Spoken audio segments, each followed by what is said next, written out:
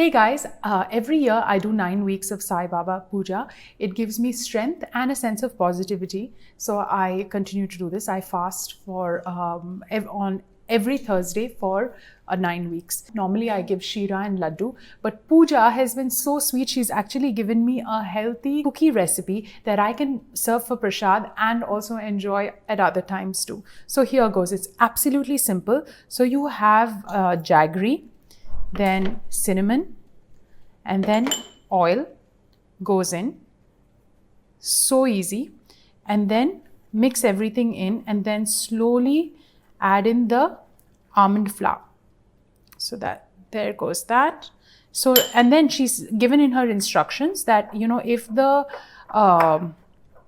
it's crumbly, all what you need to do is to add a bit of water. So here goes the water, hot water. So we can make a nice cookie paste. Make sure your hands are clean, sanitized. So this is the cookie paste. And all that you need to do is to put it in the oven.